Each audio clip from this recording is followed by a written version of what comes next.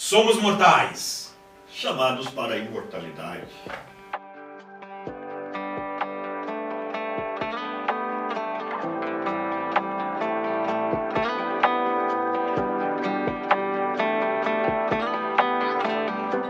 Olá pessoal, estamos começando mais um podcast, O Homem Mortal.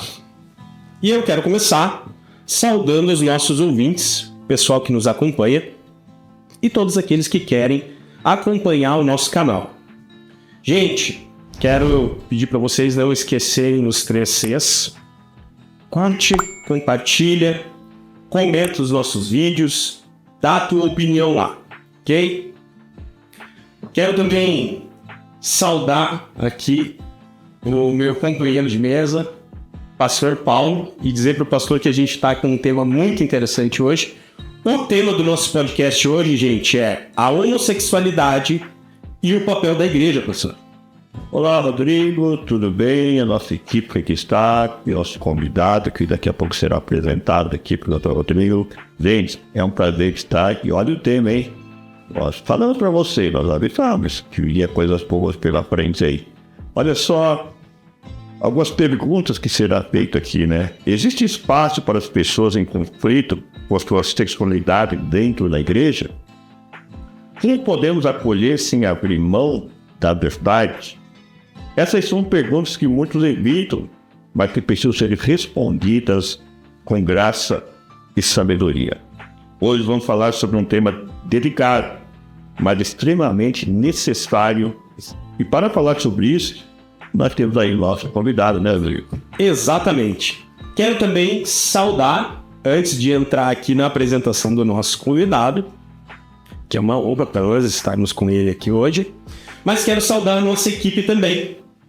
Dizer que estamos aqui também com a pastora Valquíria, com a Gabriela e com o Maruan, que fazem parte aqui da nossa equipe. O Joe não pôde estar presente, mas veio aqui e preparou tudo para nós hoje. Então quero saudar esse pessoal, que sem eles o nosso podcast não aconteceria. Eles são fundamentais. Eles estão por trás das câmeras, e as câmeras só estão aqui por causa deles. Isso aí. Gente, quero então aqui saudar o nosso convidado, Pastor Saulo Navarro, e fazer uma breve apresentação antes de passar a palavra para o nosso convidado. Pastor Saulo Navarro é casado com a Cláudia Navarro, pai de 2 filhas, Letícia e Luana. É pastor, escritor, palestrante, atua no campo da sexualidade e da restauração da identidade. Ele é ligado ao Ministério Impulso à Sexualidade da Primeira Igreja Batista de Curitiba, é coordenador desse ministério e conduz grupos de apoio como Vaso de Alabastro, Identidade Feminina e Masculina, Fonte de Jacó, entre outros. Todos voltados às pessoas que buscam apoio em questões de sexualidade e identidade. Saulo é autor deste livro aqui, gente. Tá pegando bem ali?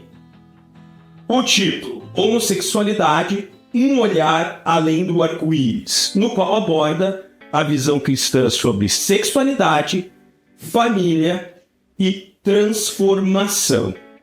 E, saudando aqui o nosso convidado, para que ele também se apresente, já quero iniciar dizendo que é uma honra tê-lo aqui, como eu falei anteriormente, e já começo perguntando para o nosso convidado para que ele se apresente. Quem é Saulo Navarro e qual o propósito de ter escrito o livro Um Olhar Além do Arco-Íris? Perfeito, que bom estar aqui com vocês, né, participando desse podcast, né, O Homem Mortal. Boa ideia. E quem é Saulo Navarro, né? Quem estou eu? Eu falo que, em primeiro lugar, né, eu sou um filho amado de Deus, sem rótulos, né, filho amado de Deus. Nasci em Contagem, em Minas Gerais. Vim para Curitiba com 14 anos. Lá em Contagem, nós vamos explorar aqui depois, né? Eu falo que foi a construção da minha sexualidade, né, que interferiu diretamente na minha identidade por conta do que eu vivenciei ali. E aqui em Curitiba, eu deixei de ir à igreja, tracei novos caminhos, peguei um atalho, que é o atalho da homossexualidade, por 12 anos ali.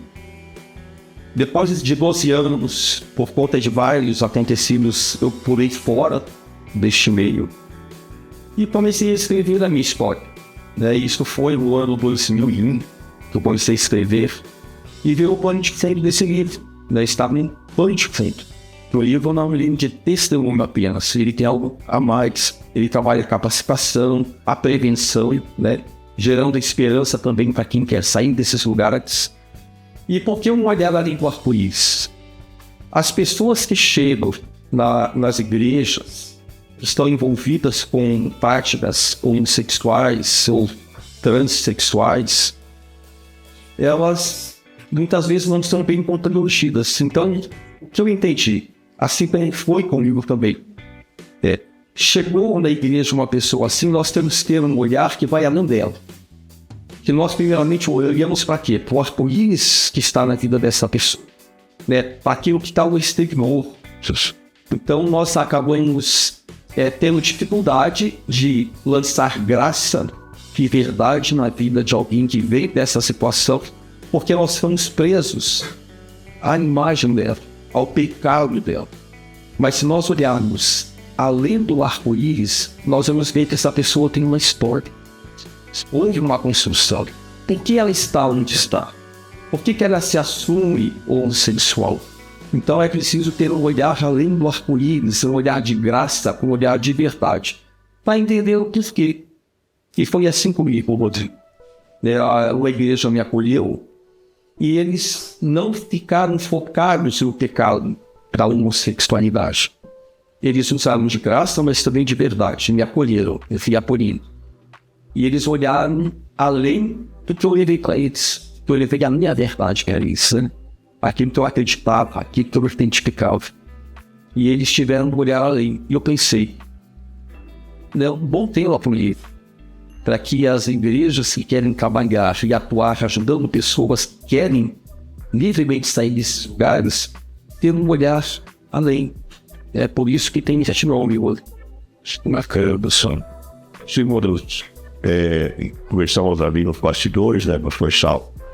Eu passei para o senhor que o objetivo desse podcast é nos gerar essa oportunidade às lideranças, às igrejas, conhecer esse trabalho além do arco-íris, porque pelo que o senhor compartilha no seu livro, tanto seus testemunhos, com as atitudes, as ações que vieram preparar aqueles irmão, aquela irmã, para acolher e saber como acolher. Fez muita diferença na sua história, na sua vida. O senhor utiliza ali a expressão estar homossexual, e ser homossexual. Seria essa diferença assim? E é bom entender essa diferença porque eu cheguei na igreja, fui acolhido através de uma célula de uma igreja batista. E nessa igreja, eles viram, por conta das roupas que eu usava, que eu estava com uma crise da minha identidade, que eu vinha dessa questão homossexual, por mais que eu falasse, Então eu cheguei dizendo assim, eu estou sofrendo, eu não estou dando conta da minha vida, estive envolvido com esta questão da prática, acabei de sair de um relacionamento de 5 anos, eu sou homossexual, alguém espera só. Vamos corrigir algo aí na sua fala. Você está dizendo que você é. Você não é, você está. Só que foi muito difícil para compreender isso e aceitar. Por quê? Eu sou porque eu sinto. Então eu sinto atração pelo mesmo sexo. Então se eu sinto, eu sou. Então eu peguei essa identidade baseado no sentir. E quando alguém que foi um discipulador, que caminhou comigo dentro de um processo, de uma relação de ajuda, falou assim, onde você está? Eu falei, como que eu estou? Olha a minha história, olha o que eu vivi durante toda a minha vida, e você vem me dizer que eu estou? Sim. Se você diz que você você está dizendo que você nasceu com uma atração pelo mesmo sexo, você está dizendo que uma vez assim, sempre assim, que não tem chance de você obter uma restauração.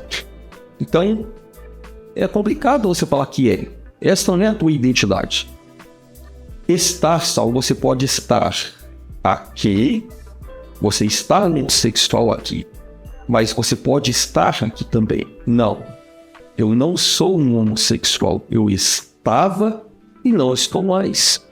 Porque uma das grandes prisões que pessoas que têm atração exclusiva pelo mesmo sexo, elas têm de prisões é uma vez assim, sempre assim.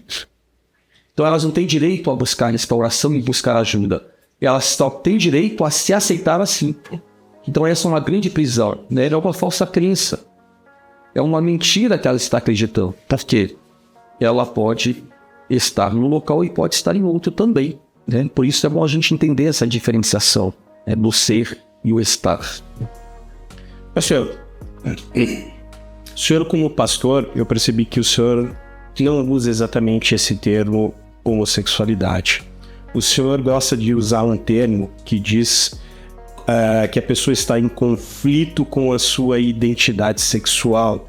E o senhor estava nos explicando que o seu objetivo justamente não é o litígio, mas é o acolhimento das pessoas como pastor, daqueles que procuram e dizem: eu estou em conflito com a minha identidade sexual e eu estou sofrendo com essa situação. Eu preciso de ajuda. É isso mesmo, pastor? Essa é a ideia de tirar o foco de homossexualidade para pessoas em conflito com a sua identidade sexual. O senhor pode explicar um pouco para nós essas duas terminologias?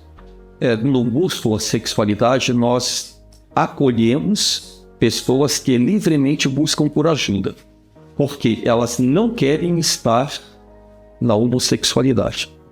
Então nós estamos ali para acolher. E esse acolhimento é sempre falando para vocês com graça e verdade. Quem nós acolhemos? Em sua maioria, cristãos, já estão dentro das igrejas, se converteram, foram batizados, mas eles têm um conflito na identidade sexual, já estão dentro das igrejas. Uma minoria que não está em igreja, que também tem conflito, acaba buscando por ajuda porque encontra um local seguro. Peraí, tem alguém falando algo diferente aqui. Eu não sou obrigado a estar nesse lugar que está me gerando sofrimento psíquico. Então, nós acolhemos, caminhamos com essas pessoas. E os grupos de apoio, eles têm esse papel. Quem quer livremente buscar por essa ajuda.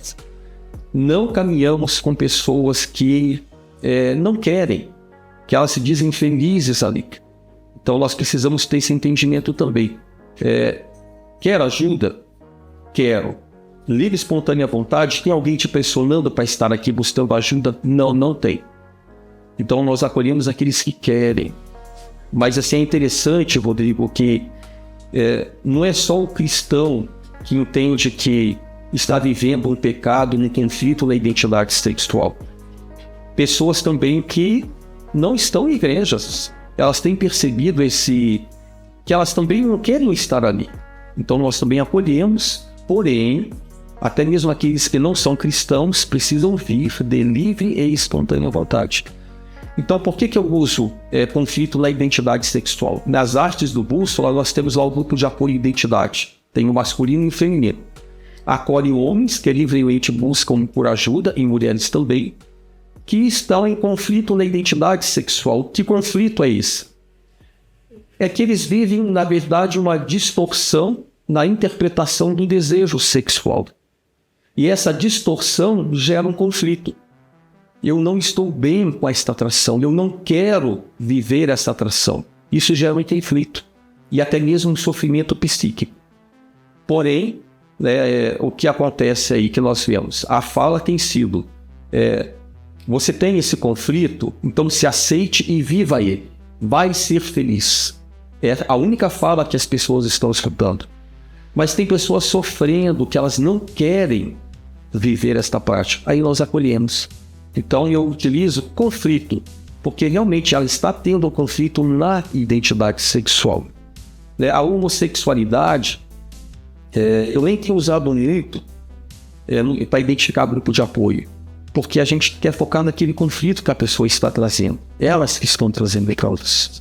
Pessoal, dentro desse contexto de ser e estar conflitos, né, que a pessoa vive, eu vi em alguns vídeos do Senhor, e até no seu testemunho também ali, os traumas de infância colocam ele e estar nessa posição, ou melhor, deixa eu melhorar a pergunta, né? Muitas situações na infância podem me levar a estar nessas crises de identidade, porque ele vai se descobrir, né? Ele acha que ele é, mas isso foi gerado nele a poder de achar que ele é. E eu vejo que o senhor fala muito dele no período da infância, né? O senhor viveu quanto tempo nessa situação? De extrema resistência, isso, né? Tem muito a ver com o que aconteceu na infância, inclusive até puxando um leque para outras distorções na sexualidade, né? Vícios sexuais, por exemplo, né? A própria pessoal da ciência fala, eu estou falando de Bíblia, estou falando assim, estudos científicos, que aquele adulto que está preso ao vício sexual, uma compulsão sexual, é muito por conta do que ele viveu na infância. Então hoje nós temos, né, vamos falar lá dos anos 70, 80, como que, em se tratando da homossexualidade, como que ela era vista? Era vista como um distúrbio, uma distorção. Os médicos renomados da época tratavam as pessoas com eletrochoque, estamos falando dos anos 60, 70. Né? Aqueles que em determinados países que eram descobertos nesta prática eram levados a trabalhos forçados, era bem complicado essa visão. Eram tratados com eletrochoque para poder ver se não mudava o desejo sexual da pessoa, né? Então era assim como era vista. Nos anos 2000 se romantizou. Então você começa a ver as propagandas de TV romantizando as relações homossexuais. Então assim, o cenário estava mudando. Nos anos 80 e 90 se falava em traumas e abusos. Quem está homossexual ou na travestilidade, então foi abusado sexualmente. Era o que a gente ouvia nos anos 80 e 90. Tem trauma e abuso hoje que gera esses conflitos? Claro que sim, conflito na identidade. Porém, não podemos dizer que tudo é por conta de trauma e abuso. Nós temos uma geração massa de manobra que está comendo daquilo que as ideologias estão jogando, aí é uma questão política e ideológica, e eles estão acreditando. Então nós temos uma geração que muitas vezes não tem trauma nem abuso, mas está se identificando com essas possibilidades de ser feliz. Falando de mim, né, situações da infância, respondendo a tua pergunta, vou trazer aqui alguns exemplos de situações que geraram e geram esses conflitos, né?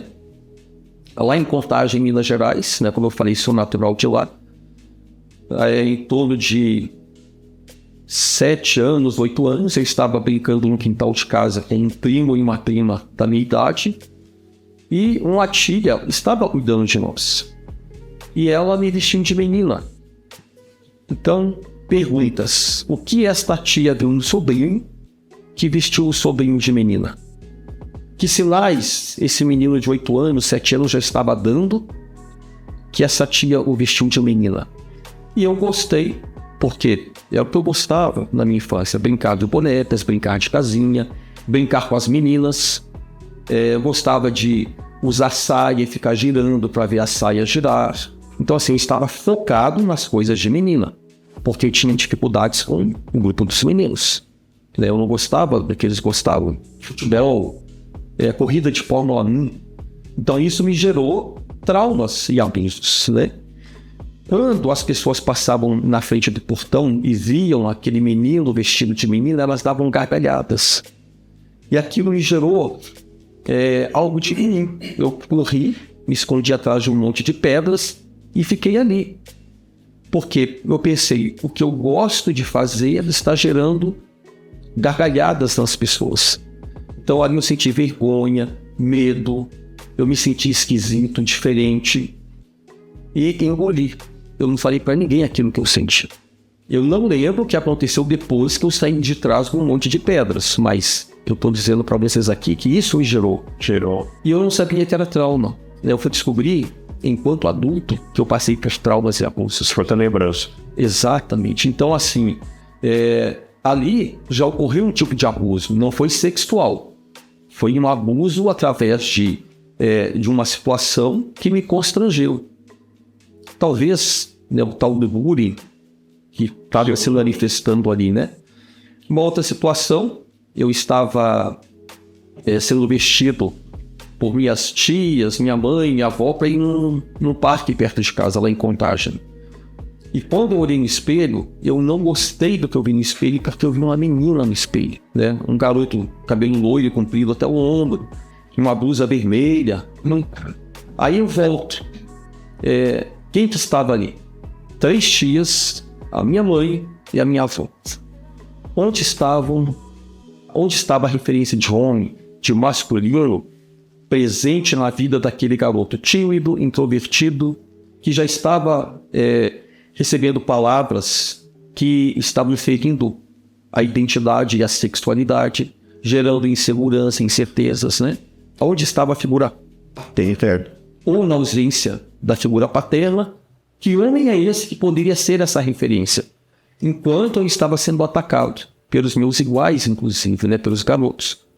Fui para o parque e, de repente, se fez ao meu redor meninos que estavam lançando palavras na minha direção.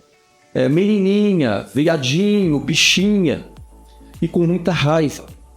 Eu não conhecia o que era o viadinho e o bichinho, mas o menininha, e pelo tom de voz deles, aquilo eu entendi, eles não estão me acolhendo no grupo deles, eu fugi dali. Ali também foi uma situação de trauma e abuso. E é interessante que eu estou falando de abuso sexual, né? Abuso emocional, abuso verbal, psicológico. Então tudo isso foi me gerando o quê? Insegurança no meu papel. Então aí são tipos de traumas que aconteceram, né? E as brincadeiras entre primos e vizinhos, as brincadeiras sexuais durante a infância, também geraram confusões e distorções, né, mais tarde na minha vida, porque o despertar do desejo foi nas brincadeiras com meninos. Provavelmente os outros meninos não ficaram presos onde eu fiquei. Eles tocaram a vida, casaram, tiveram filhos. Mas eu fiquei preso ali por conta de vários fatores. Timidez, insegurança, não gostar das coisas de menino. Então, eu acabei engolindo todas essas palavras, né, de viado, de bicha, de menininha. Isso tudo interferiu na minha sexualidade, na minha identidade. Pastor, aproveitando aqui a continuidade do teu raciocínio, ali no livro o senhor conta que o senhor veio para Curitiba e eu gostaria que o senhor desse a continuidade desse raciocínio. O senhor fala assim: eu tentei namorar, eu não consegui, eu tentei namorar uma mulher, não consegui. Aí passei a conviver com um homem, vivi durante um tempo, eu me sentia igual, com liberdade e felicidade, e depois eu me senti infeliz. E aí a sua mãe leva o senhor até uma igreja, e o senhor conversa com as pessoas lá, e não necessariamente eles estão tentando doutrinar o senhor, mas ali o senhor encontra uma certa paz. Queria que o senhor fizesse a evolução desse raciocínio, do senhor namorando, vindo para Curitiba, vivendo com outra pessoa e até chegar na igreja, como o senhor conta muito bem isso no livro também. Então, esse livro que eu li foi absorvendo durante a infância, me geraram essas inseguranças e medos, né? Sou incompetente, realmente, eu não dou conta de namorar uma menina, tem algo de errado comigo, eu sou diferente. Então, desde 5 anos, desde sempre, eu senti algo estranho. Mas o que eu senti? Atração pelo mesmo sexo? Não, uma criança não sente atração sexual. Então, assim, eu me sentia diferente. Mas tudo isso que eu ouvi e interferiu na minha sexualidade, eu levei para minha adolescência. Então, a minha adolescência como foi? É um vácuo. Porque as meninas que antes eu brincava de casinha, eram minhas amigas, era meu posto seguro porque eu me refugiei ali, elas começaram a se interessar por mim. E eu fugi dali. O que é isso? O que está acontecendo? Aquelas que antes eu me identificava, agora querem algo comigo. Eu não sabia o que fazer, eu não sabia o que era aquilo. Então eu corri para o vácuo. E os garotos, aos quais eu não me sentia parte, eu comecei a ficar mais atraído, porque eles têm algo que eu não tenho. Eles têm segurança na identidade deles, eles caminham bem como garotos, então começou a me chamar a atenção. Então, todos esses conflitos, eles foram essas raízes, né, que me levaram na juventude a uma prática homossexual, elas começaram a ficarem mais fortes. Então, um exemplo, tentei namorar garotas. Então, com 18 anos, eu tive uma namorada, que ela já tinha tido as experiências sexuais dela, eu não. E ela fazia uma certa pressão para que eu desse conta dela. Mas assim, eu não a critico porque é a história dela. Né? É assim que aconteceu na história dela. Então ela tinha essa facilidade com relação a lidar com a sexualidade dela desta forma. E dentro de uma danceteria, ela veio ao meu ouvido e pediu assim: olha, Saulo, toca em mim. E aquilo me assustou. Eu nem sabia como fazer aquilo, vergonha também. E eu disse não. E ela insistiu. Como eu não a tocava do jeito que ela me pediu, ela falou no meu ouvido: Saulo, às vezes eu acho que você não é homem. Então, esta fala de alguém muito próximo rachou algo em mim. Não, realmente tem algo errado comigo. Eu estou diferente, não vou dar conta desta garota, e fugi dali. Porque aquilo me feriu, esta fala. Às vezes eu acho que você não é homem. Baseado em quê? Por que ela está me dizendo isso? Porque eu não estava atendendo aquilo que ela me pediu. Passado um tempo, ela foi na minha casa, aí volta a questão de abuso, né? Eu estava sozinho, e ela entrou, conversamos, ela tirou a roupa dela, tirou minha roupa, me levou para o quarto e tentou. E eu não dei conta porque eu estava com medo daquela situação e muita vergonha também. E não dei conta. Me tranquei no banheiro. O que eu sentia? Medo, vergonha. Não vou dar conta de uma mulher. Tem algo errado comigo. Mas eu não conhecia meio LGBT. Na época era meio GLS, né? Gays, lésbicas e simpatizantes. Aí, mais um trauma. Porque eu engoli o meu sofrimento. Porque eu ouvi de alguém muito próximo que eu não era homem. Mas eu não disse pra ninguém. Eu pensei assim: peraí, se namorar mulher é passar por esse constrangimento, então eu não quero. Eu vou me proteger, eu vou me esconder. Mas eu não disse que eu queria viver a homossexualidade, porque eu nem sabia desse meio. Eu só me senti estranho. Até que na empresa que eu trabalhava, conheci um rapaz assumidamente homossexual, e ele me fez um convite para ir numa festa na casa dele e eu fui. Eu estou falando para vocês de 1990 aproximadamente. Tá? Às vezes eu erro datas. Então assim, eu tenho medo de conflitos e incertezas dentro de mim. Já tendo um sofrimento porque eu não conseguia me adequar aos grupos, né? Homem e mulher.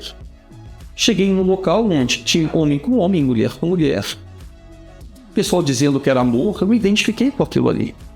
Então eu pensei, eu sofrendo esse tempo todo e encontro esse meio que diz que é amor, que tá tudo certo, eu quero ficar aqui. Então foram 12 anos ali, né? O último relacionamento durou 5 anos, mas a instabilidade desse relacionamento, a instabilidade do meio LGBT me trouxe sofrimento. E eu pulei fora do relacionamento. Então, olha só, eu rompi com o rapaz que eu vivia com ele, mas eu não havia rompido com a homossexualidade, eu só rompi com ele. Deus me levou para dentro da casa da minha mãe, que eu não queria, por conta da dependência emocional que eu tinha dela. Que, aliás, foi também dentro do pacote que me levou à homossexualidade um fator importante. Isso eu gostaria de pegar um pouquinho, antes de o senhor concluir a pergunta do Rodrigo, voltar um pouquinho a linha do tempo, porque a gente percebe que há uma questão de exclusão. O senhor não se encontrava aquele grupo dos meninos. E quando ia o grupo dos meninos, vinha a chacota, vinha o bullying, de hoje. A gente percebe que não há referência paterna, né? Eu acho que você já ouviu falar do Barbaracá, que o judeu faz. Que o pai apresenta, a mãe acolhe, traz para o seio, acolhe, né, protege ali, dá aquela proteção materna. O pai apresenta para o mundo. A gente fala até no formato que se segura, né? A mãe segura para o seio e o pai segura apoiando no cangote ou para o mundo. No seu livro ali eu percebo, há muita referência às tias, à mãe, mas não há uma referência paterna. O senhor diz no livro assim, né? Que eu gostei, que até eu falei com o meu Gema depois. O senhor diz assim: o senhor aconselha que todo pai ensine e jogue bola para os seus filhos, que tenha o esporte do seu filho. Essa referência paterna, ou a falta dela, também influenciou? Sim, eu até tenho falado, eu li no livro Educando Meninos. Eu não lembro do autor agora. Educando Meninos, tá? Ele fala assim: as mães fazem meninos, os pais fazem homens. Qual é a figura que está sendo destruída? Pode repetir a frase? As mães fazem meninos, os pais fazem homens. E é justamente onde Satanás e seus demônios estão atacando este homem. Porque ele que tem a voz de direção e ele que dá a orientação vem do homem. E é este o papel que está confuso hoje. Então é um papel que precisa de restauração. O papel do pai, o papel do homem. Então o homem precisa voltar a caminhar bem dentro desse papel. Porque é ele que vai dar a direção. Tanto para a menina quanto para o menino. No meu caso, né, eu tive um pai presente ausente em casa. Tá tudo certo com meu pai, né? Ele faleceu em 94. Não me viu entrar na prática homossexual, mas ele viu que ele tinha um filho esquisito dentro de casa. Mas ele não sabia o que fazer. Então, quem lá em 1980 falava de prevenção, né, que uma pessoa venha a ter conflito na identidade sexual, quem fala hoje? Então, assim, meu pai, ele era aquele homem que poderia me resgatar, me fazendo homem. A minha mãe me liberando do menino que ela me fez para que eu pudesse ser homem. Ele não conseguiu, ele não deu conta de fazer isso, né? Ele via que tinha um menino esquisito dentro de casa, efeminado dentro de casa. Então esse papel é de extrema relevância. Foi um dos fatores que me levou a pegar esse atalho também. Questões com mãe, com pai, questões com pornografia, questões com mídia, com amigos, né? Os bullying que eu recebi durante a infância. Então tudo isso fez parte do pacote. Então este pai precisa entender qual é o papel dele. É ele que vai trabalhar a sexualidade e identidade da filha. Também ele precisa entender isso aí. E eu acabei, né, voltando ao Rodrigo. A pergunta, eu fui voltar para casa da minha mãe, que eu não queria, porque a minha mãe, ela me super protegeu, né? E ela fez tudo certo, para ela era certo, né? Que a forma dela entender. A forma que ela entendeu, para ela estava tudo certo. Então eu voltei para a casa dela, mas eu não queria. Portanto, assim, que eu idolatrava a minha mãe, eu não fazia nada se não fosse com ela perto. E é interessante que os 5 anos que eu morei com este rapaz, foi a 3 quadras da casa dela, a casa onde nós morávamos. Olha a dependência emocional da minha mãe. Mas aprove a Deus me levar para lá. Ali eu estava em grande sofrimento, porque eu rompi com o rapaz e não com a homossexualidade. E entrei em sofrimento porque deixei amigos, amigas, deixei aquele meio. E ele já tinha arrumado outra pessoa também de uma forma muito rápida. Ele sofreu também, né? Então, assim, hoje eu oro por ele para que Deus possa também fazer uma nova história ali, né? Que ele consiga receber essa verdade na vida dele. Minha mãe fez um convite: Saulo, vai numa igreja aqui perto que vai ter uma missionária lá no bairro Boa Vista, uma igreja pequena que tinha lá. E eu fui, né? Eu estava em grande sofrimento, o que eu tinha a perder? E eu fui com uma amiga que também queria deixar a homossexualidade. E lá essa missionária falou, no grande amor de Deus, para todos que estavam ouvindo. E eu pensei, é para mim que ela está falando. Ela estava falando de Jesus. Este homem que encontrou com a mulher samaritana, estava lá sentado naquele poço, o poço de Jacó.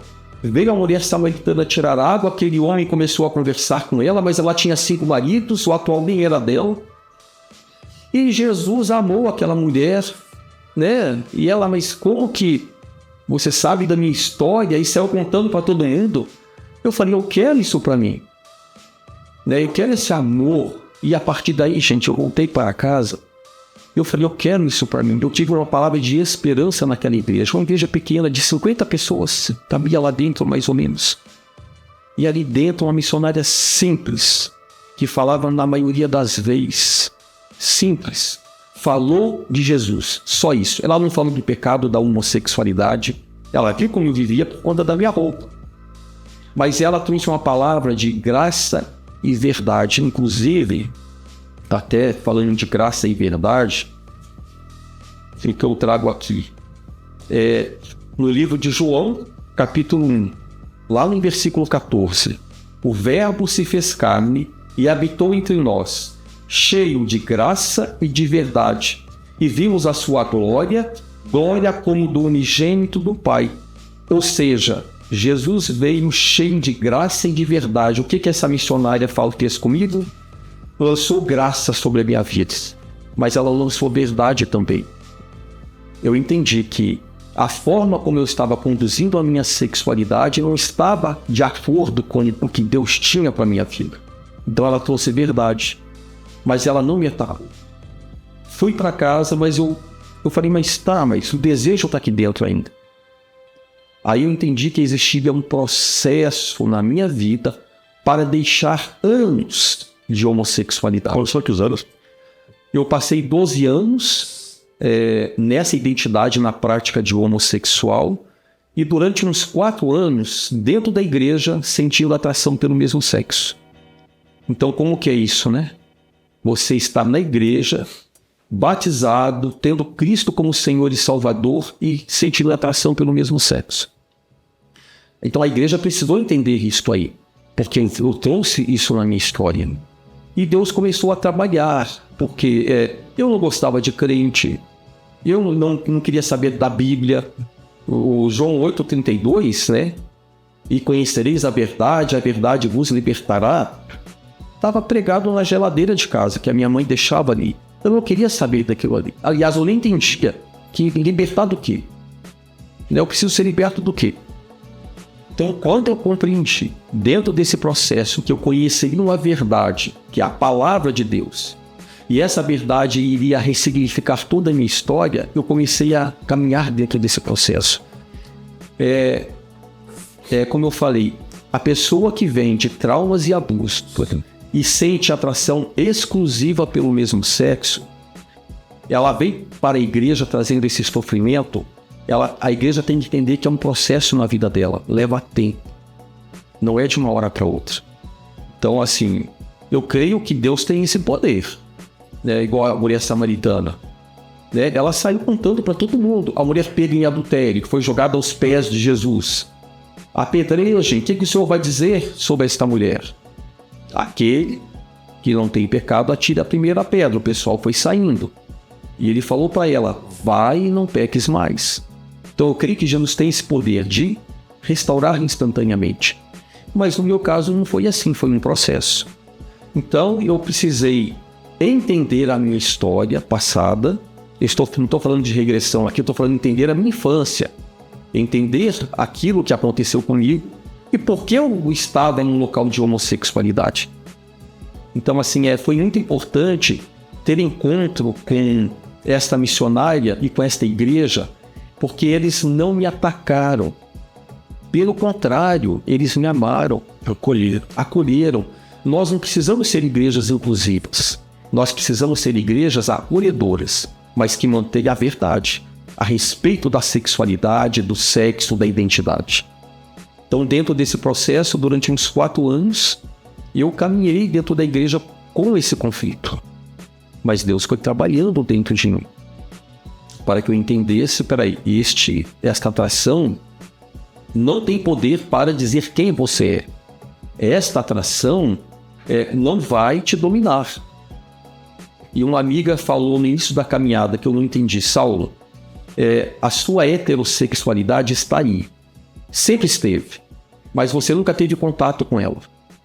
Eu pensei, que isso, né? E ela estava certa. A partir do momento que dentro de um processo, dentro de uma caminhada cristã, tendo entendimento de quem eu era em Deus, eu fui sendo levado a me encontrar com a heterossexualidade, que estava lá e sempre esteve, mas eu não tive contato com ela. Por conta das confusões, dos conflitos. Mas foi um processo, e nós precisamos entender que é um processo. Hoje estou com galho na garganta. Pastor, diante disso que o senhor está nos falando, eu quero frisar aqui novamente que, do que eu entendi, o seu trabalho, a sua história e o trabalho que o senhor desenvolve hoje não é litigar com aquele que se sente homossexual. O seu trabalho é acolher aquele que está em conflito com a sua identidade. Então, aquele que se sente pode permanecer, não tem nenhum problema. Até depois o senhor vai explicar para nós que o senhor tem um trabalho com as pessoas que se sentem, não querem mudar, mas querem conhecer a Deus, e o senhor apresenta para eles. Mas especificamente como o senhor diz, o viés do meu trabalho é dar um olhar diferente. Então, aquele que se sente pode permanecer, não estou conflitando com vocês, nem é o meu objetivo litigar com vocês. O meu objetivo é acolher aquele que está em conflito com aquele sentimento. Eu sou ou estou? Diante disso, o senhor formou esse ministério Bússola. E eu queria compreender qual que é o trabalho realmente do Bússola, qual que é a missão, até que o senhor conta ali que eu fui acolhido pela igreja, eu fui tratado com amor, eu não fui criticado. Isso me ajudou a resolver esse conflito, porque eu estava em conflito. O senhor fala da sua relação pessoal, e aí o senhor começa um trabalho isolado, e isso vai virar o Bússola. Então, o que é o Bússola e qual que é a principal missão dele? Para chegar no Bússola, vou resumir aqui, né? O que foi antes no Bússola? Então, final de 99, eu deixei a prática homossexual. Então, eu estava ali com 33 anos de idade, né? Hoje eu estou com 57. Então, eu estou fora desse local faz 25 anos. Então, em 99, deixei o rapaz que eu morava com ele, deixei a prática. Uma igreja, Deus me levou para esse local de igreja, de estar me deparando com a palavra, com a verdade. E em 2001, fui batizado, desci as águas, aceitei Jesus como meu único Senhor e Salvador, mesmo tendo os conflitos dentro de mim. E durante uma madrugada eu levantei lá na casa da minha mãe e comecei a escrever a minha história. Falei da minha infância, eu fui entendendo, faz sentido.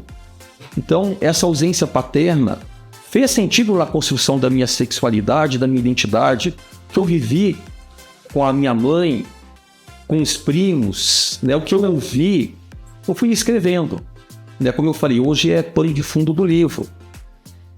E o que eu fiz? Peguei essa história e coloquei na internet, que hoje não tem tudo isso que a gente tem hoje. Tinha um outro nome lá que eu nem lembro. Fazia até o barulhinho lá, fazia não sei quem que era, match de escada. De escada, né? Era isso aí. Coloquei na história ali. Para minha surpresa, homens e mulheres que estavam vivendo este conflito, que não queriam estar na homossexualidade, estavam fazendo contato comigo por e-mail, até por carta, porque eu sempre deixei minha história ali e como chegaram até mim. Iam se identificando com a minha história. E eu comecei a ouvir essas pessoas. Mas eu trabalhava em banco. Eu trabalhei em banco durante 29 anos. Então, o que eu fiz? Eu já estava entendendo quem eu era, o que Deus tinha para a minha vida, pessoas vindo buscar ajuda. Eu falei, não, eu posso fazer alguma coisa prática para ajudar outros também a sair desse local de engano. E comecei a fazer palestra nas igrejas que me convidavam. Testemunhava. Então eu levava o meu testemunho. E no final das palestras, as pessoas vinham, né, muito acanhadas, com vergonha. conversar comigo e traziam as tuas questões. Saulo, eu estou passando por isso. O que você tem para dizer para mim? Como é que eu posso iniciar algo? E eu pensava o que pode ser. Aí eu lembrava do meu processo, mas é diferente para cada um. Então, eu dei um nome para o trabalho que eu fazia nas igrejas, para as palestras e testemunhos de Fonte de Jacó. Por quê? Era o encontro da mulher samaritana com Jesus no Poço de Jacó.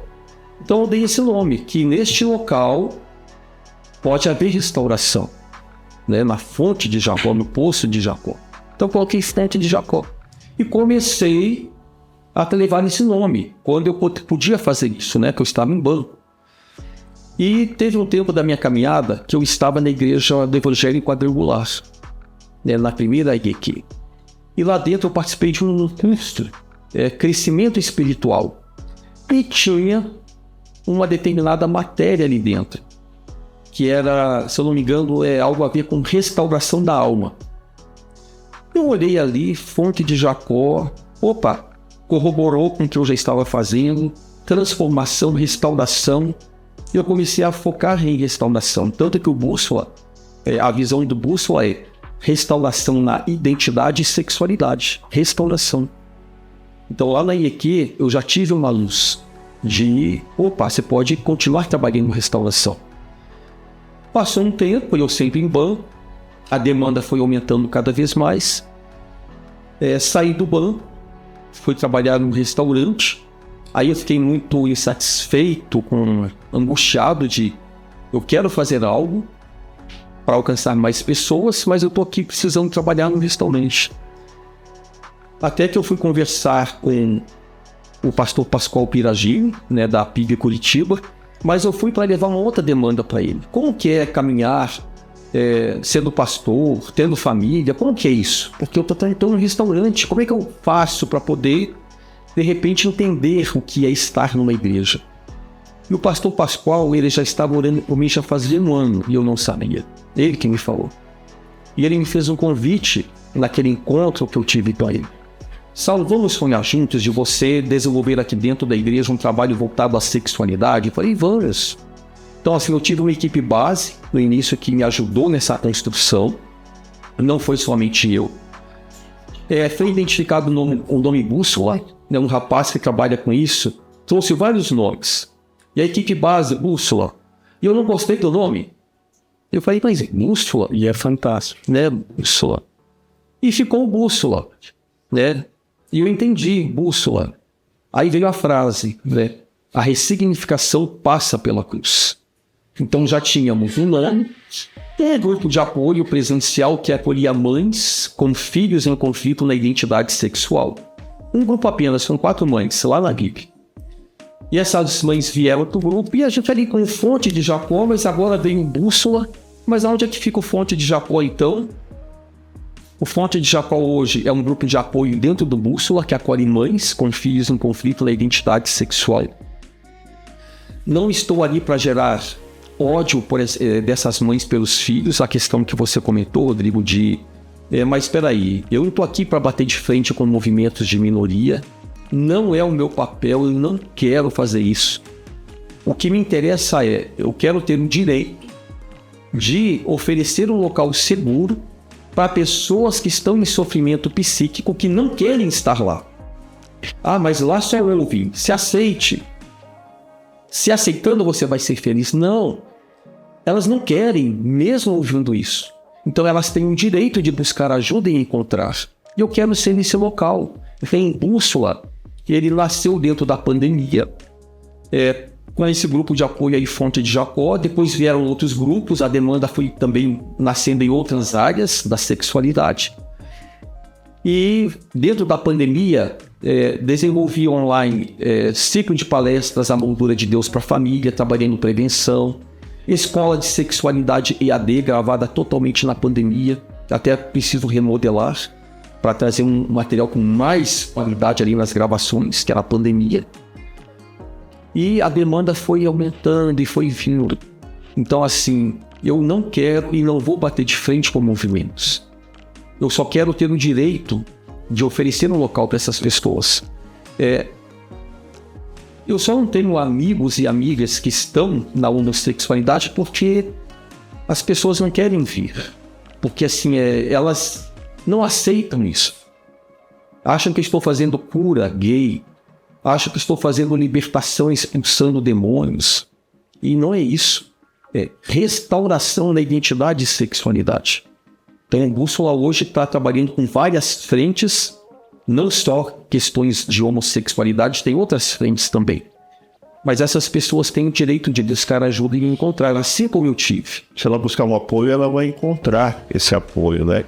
Ali, porque elas, olha, eu não quero estar nessa situação, mas não sei para onde ir. Hoje tem uma porta aberta para que ela possa buscar. Mas deixa eu voltar mais um pouquinho ali, pastor, na questão de igrejas.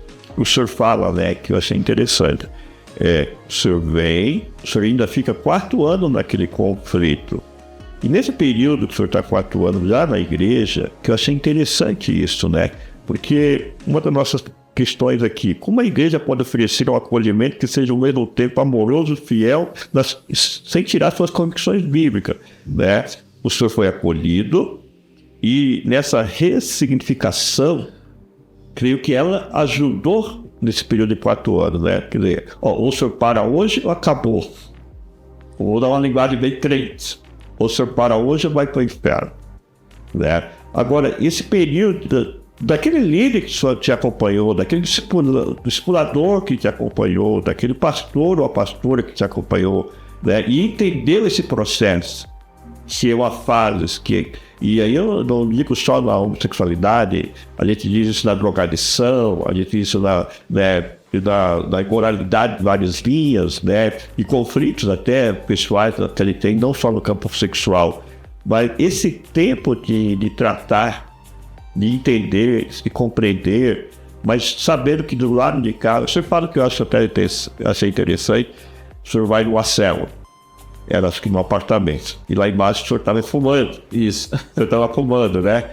O líder desce, ele não confronta o senhor na questão do cigarro, naquele momento, né? Ele diz, olha, Saulo, sobe, vamos para a célula. Deixa o cigarro aí. Quer dizer, essa compreensão, essa paciência de trabalhar daquele discipulador, daquele pastor, de entender, olha, o processo ajudou muito na criação da sua nova identidade. Faz toda a diferença. Então, o que houve, né? Eu estava trabalhando em banco. Um dos gerentes cristão, né, de uma igreja batista, ele vendo o meu sofrimento, porque estava estampado no meu rosto, ele fez um convite para ir na casa dele, que ia ter uma reunião de uma igreja lá. Eu não sabia da tal célula. E eu fui lá. As pessoas viram como eu vivia, eu falei da minha dor, chorei naquela célula. Eles me acolheram, sem saber o que fazer comigo. Eles só no parênteses, o senhor Nírios observou uma fala que eu achei interessante, até comentei com eles, que aquela pergunta, como você está, ou que vocês, como você se sente, e naquele momento parece que foi impactante para o senhor essa pergunta. É porque a pergunta olha só a direção, né? Viram como eu vivia, como eu cheguei, não sabiam exatamente o que fazer, mas se interessaram por mim. Então, assim, abriram o leque. Como que você está? Como que você se sente? Me deram voz. Aí eu pude falar da minha dor. Então, ali na célula, me ouviram, me acolheram, entenderam que eu precisaria de discipulado, ou seja, primeiros passos com Jesus. Então me propuseram um casal, uma família, onde um esposo ia caminhar comigo em discipulado. Leitinho da palavra. Quem é Jesus? Eu comecei a caminhar com ele assim, uma vez por semana na casa dessa família. Aí estava ali embaixo fumando. Ele viu que eu estava demorando, mas olhou lá da janela, me viu lá embaixo com um cigarro. Desceu, Saulo, joga o cigarro e vamos subir. Então olha só, ele não me atacou. Ele me fez o convite, vamos subir, e ele começou a fazer o discipulado. E esse discipulado fez parte do processo. Aí as igrejas precisam trabalhar no discipulado, caminhar com alguém não só para batizar a pessoa, mas assim, dentro de uma relação de ajuda, para ouvir, para ajudar no crescimento espiritual, no fortalecimento da fé. E eu comecei a ter entendimento bíblico. porque alguém investiu na minha vida. Não dizendo que eu era um pecador, que a homossexualidade era o pior dos pecados, que eu vou para o inferno. Vamos ler Romanos 1, que fala que, olha, tem homem com homem, tem mulher com mulher. O castigo sobre a sua vida, Saulo, saia desse lugar. Não. Eles me propuseram instrumentos para que eu pudesse caminhar. Livros, seminários de sexualidade, testemunhos de outras pessoas que também venceram, se livraram da homossexualidade. Então eu fui numa caminhada. Mas assim, lembrando que é graça e verdade, eles não deixaram de dizer a verdade para mim. Então, um exemplo, Saulo, aqui na igreja nós entendemos que a prática da homossexualidade é pecado, não o que você sente, né? O que você sente, isso aí não é o pecado, né? Mas o que você vai fazer com o que você sente, sim. Então a prática, você sabe que aqui é desse jeito, que para ser membro da igreja, nós temos aqui a base bíblica, né, no estatuto da igreja, no regimento interno, que nós não temos como membros pessoas que praticam a homossexualidade, que estão casadas com pessoas do mesmo sexo. Conseguem caminhar com a gente deste jeito? Eu poderia dizer sim ou não. Não, eu não vou caminhar com vocês. Mas eu disse sim, porque eu entendi que a forma como eu estava vivendo me gerava sofrimento. E eu entendi que não, esta igreja pensa desse jeito, eu vou caminhar com eles. Não fui obrigado. Então, assim, existe uma falsa crença aí de que as igrejas obrigam as pessoas na tal da cura gay, de serem libertas. Talvez uma parte faça isso, mas Foi falta de conhecimento. falta de conhecimento, né? Mas assim, me propuseram uma caminhada e eu aceitei. Foi um grande desafio, não foi fácil ter o desejo ressignificado, né? Então assim, dentro desse caminhar, Deus me levou ao encontro com a minha heterossexualidade. Ao namorar a minha esposa, eu tive contato com o desejo pelo sexo oposto. Então assim, foi um trabalhar de Deus na minha história. Então assim, eu lembro do que eu fiz, com quem fiz, eu sei como fazer, mas eu decido não fazer. Por quê? Ressignifiquei. Mudou. Não faz parte mais de mim. Ficou na minha história. Então hoje eu consigo trazer de uma forma muito racional para as pessoas que estão buscando ajuda que existe um processo. E é diferente para cada um. Isso é importante entender. Pastor, o senhor fala aqui de ressignificação pela cruz. O senhor fala em conhecereis a verdade vos libertará. E tudo isso tem a ver com Jesus, né? A ressignificação pela cruz é Jesus. Conhecereis a verdade é Jesus. Eu queria saber do senhor, assim, a igreja ajudou tudo, mas para o senhor, qual é o papel de Cristo? Aqui o papel de Cristo, que Cristo ajudou o senhor na construção, na ressignificação, no teu conflito de identidade sexual? Qual foi o papel de Cristo nisso tudo? Quando eu estava nesse início de caminhada cristã, em discipulado, eu ainda peguei a Bíblia e quis achar ali tudo que favorecesse a prática homossexual. Você buscou e Busquei, fui em tudo. Peguei... Jonas e Davi. Não, fui atrás. Olha só, a alma de um se ligou à alma do outro. Né? Olha Noemi, Ruth. Né? Olha, tudo isso eu entendia como algo lésbico e homossexual. Né? Romanos 1, fui buscar. Não, quero entender. Se aqui tiver alguma coisa que favoreça, então tá tudo certo. Né? Se Deus aprovou, eu quero encontrar aquilo, eu encontrei. Então eu comecei essa caminhada. Né? Me deparei com esta missionária que falou do amor de Jesus. Então eu entendi assim, que homem é esse? Que eu aceitei como verdade que ele veio a esta terra, né? Que homem é esse? Que ele aceita ir para a morte de cruz, passa todo aquele sofrimento, não podemos nos esquecer desse sofrimento que Jesus passou.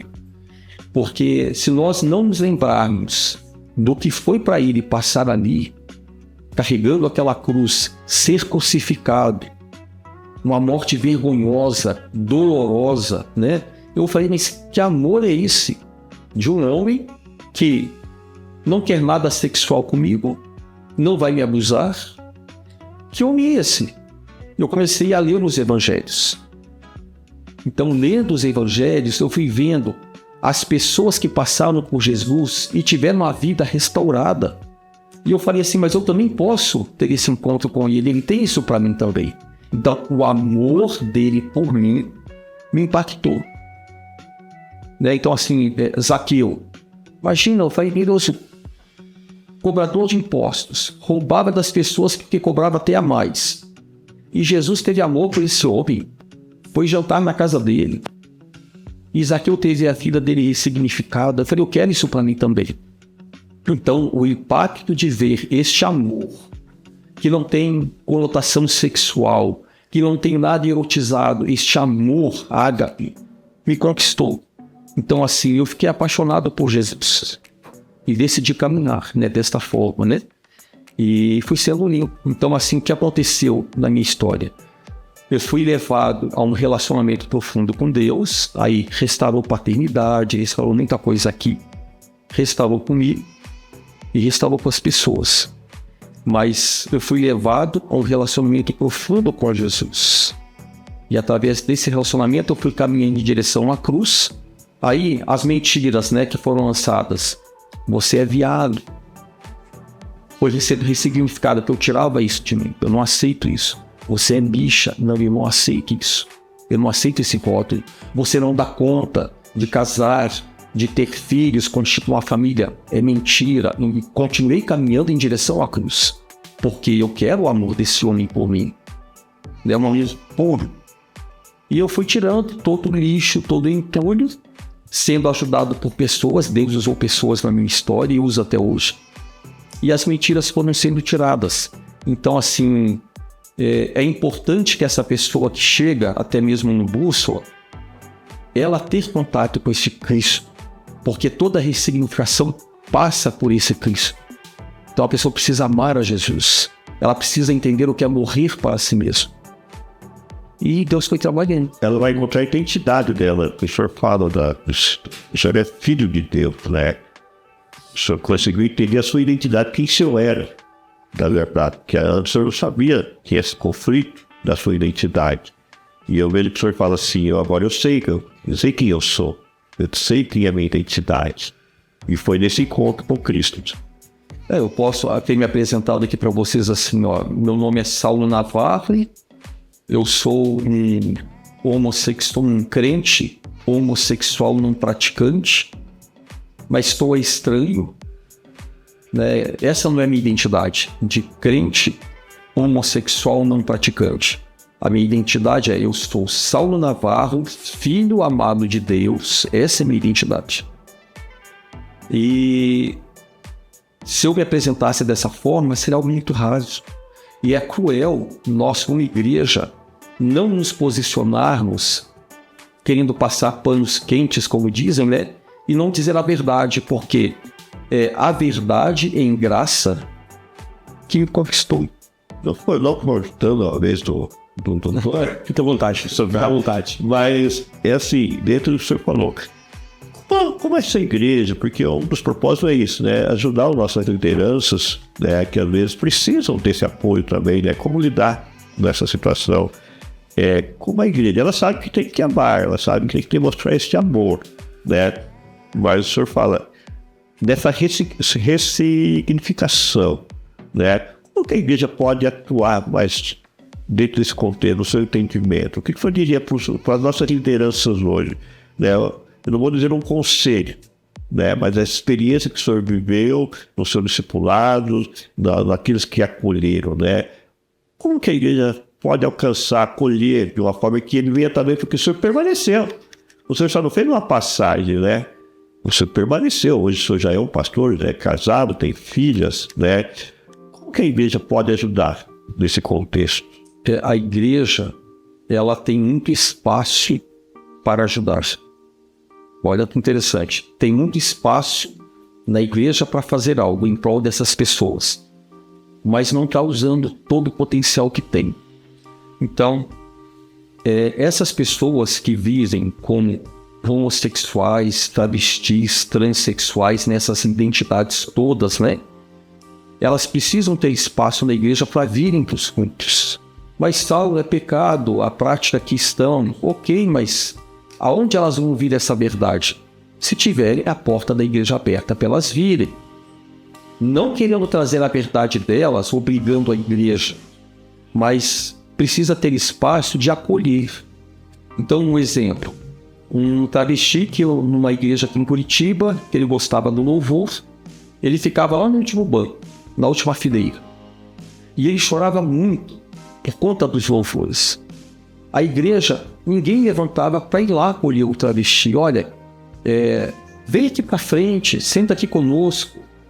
Então, assim, ele não estava sendo acolhido. Amor e graça. Amor e graça. E continua, né?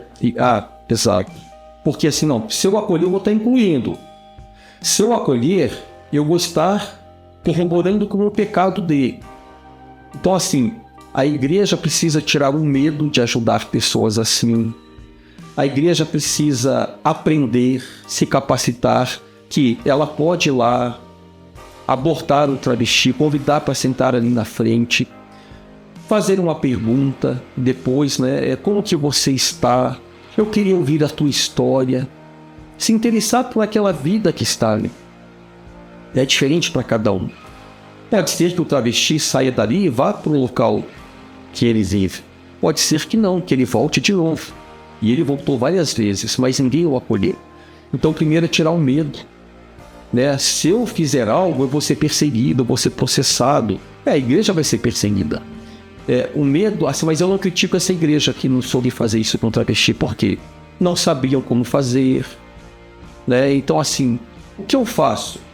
Aqui tem um homem vestido de mulher que tem prótese de silicone no corpo dele. Como que eu me comporto com esta pessoa?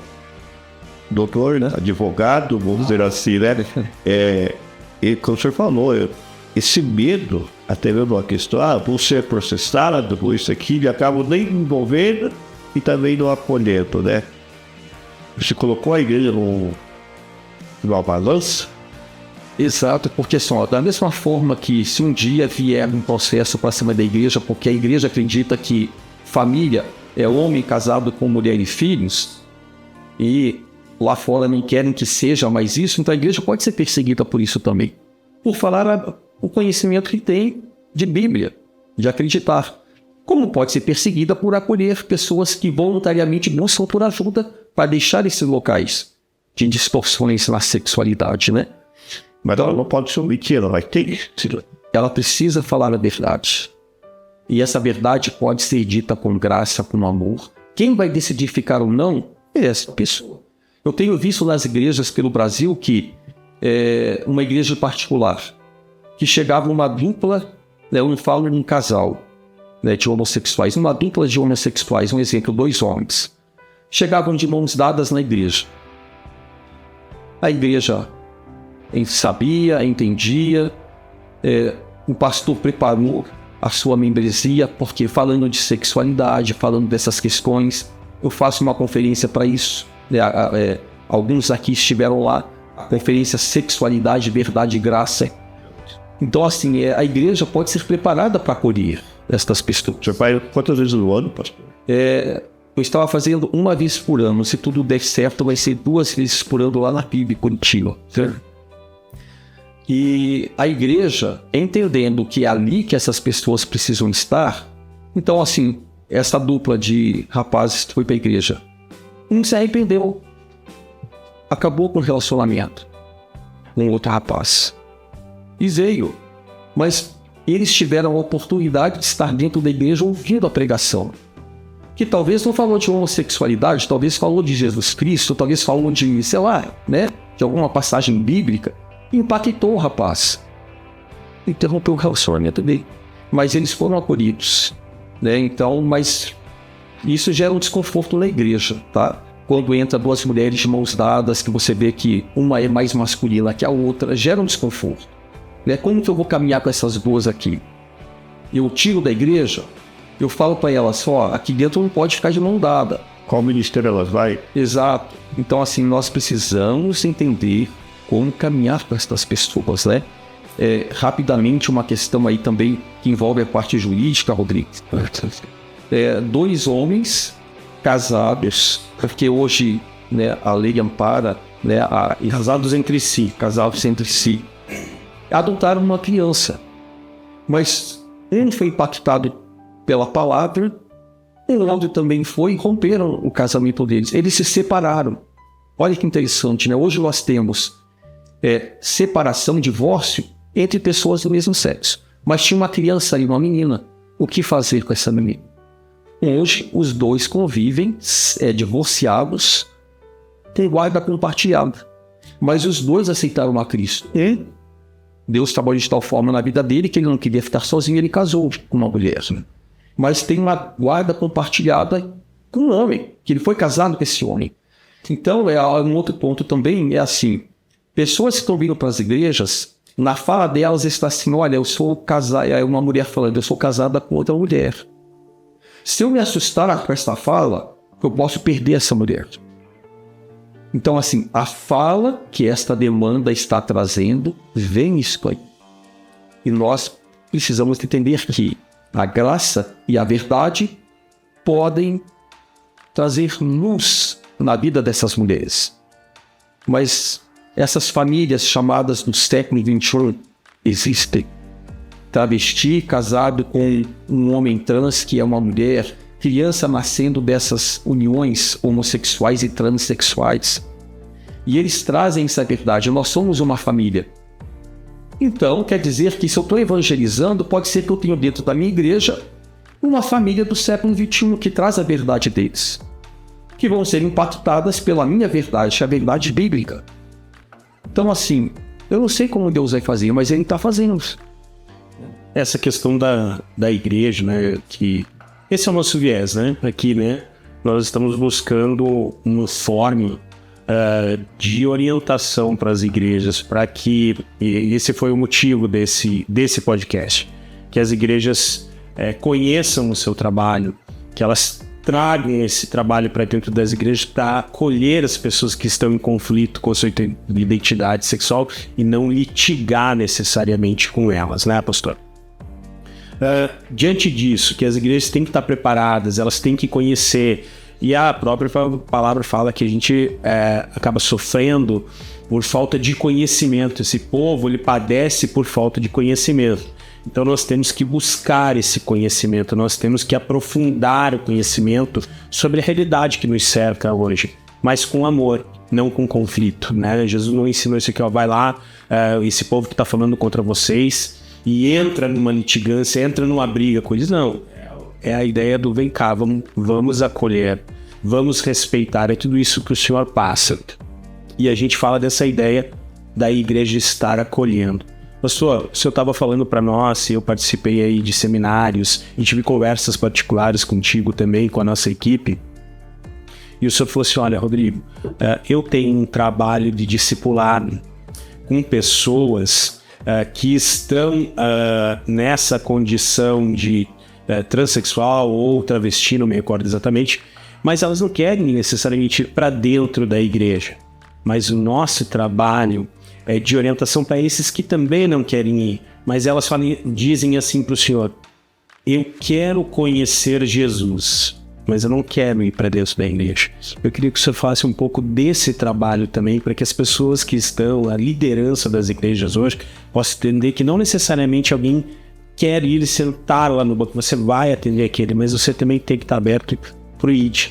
Né? Como que funciona esse teu trabalho, pastor, de discipulado para essas pessoas que não querem ir para a igreja e que continuam na condição de trans, todas essas coisas? Enfim. Um exemplo, né? 2 travestis, um veio na pandemia, uma conhecida em comum nossa falou para ele, olha, você está aí em Curitiba, procura o Saulo, né? Que ele queria conhecer a Deus, ele queria mais de Deus na vida dele. Aí ele veio, né, travesti. A primeira pergunta que ele fez, pastor, o senhor vai cortar o meu cabelo? Eu falei, não, eu não estou aqui para cortar o seu cabelo, ou se você tiver prótese de silicone no seu corpo, eu não estou aqui para tirar a tua prótese. Eu estou aqui para caminhar com você em um estudo bíblico, em discipulado, para que você entenda mais sobre a palavra de Deus, que você conheça profundamente Jesus. Aí ele entendeu que eu não ia pegar a tesoura e queria cortar o cabelo dele. Tipo, venha como está, é isso que Deus fala. Venha como está. Então eu não vou primeiro querer tirar silicone do teu corpo, cortar o teu cabelo para você vir. Venha. Então a minha proposta foi, ok, né, você está se sentindo bem como travesti? Então eu te proponho um discipulado, mas eu não quero aqui te convencer de nada. Quem sou eu? Mas eu sei que nós temos o Espírito Santo de Deus que convence no pecado, da justiça e do egoísmo. Então eu tenho eu tenho um instrumento maravilhoso nas mãos. Então assim, o travesti veio. Eu sei que me referindo a ele pelo nome de mulher, nunca pedi o nome de homem dele, porque ele não me deu. Mas eu tenho uma situação que foi espetacular, de conseguir alcançar esse local e saber o nome de nascença daquele travesti. Então assim, ele aceitou. Tá, eu quero conhecer a Deus. Eu comecei a falar de Jesus, os primeiros passos com Jesus. E o travesti vinha. Mesmo com a questão da dependência química, mesmo com a prostituição, mesmo com a aparência de mulher, ele vinha. Então assim, eu tô ali semeando até hoje na vida dele. Que volta e meia não vem mais. Eu tô aqui. Eu sei que tem um local, lá tem o Saulo, que ele não vai me obrigar a cortar o cabelo e tirar meu silicone. Ele está, inclusive, me ajudando com cesta básica. Olha aí, por um tempo ele foi ajudado com cesta básica. Então, assim, eu caminho com essas pessoas sem querer obrigá-las a tomar uma decisão.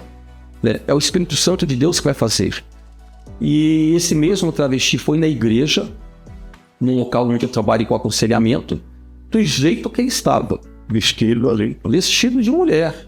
Sentou na minha frente, eu pus uma cadeira, né? Ele sentou ali.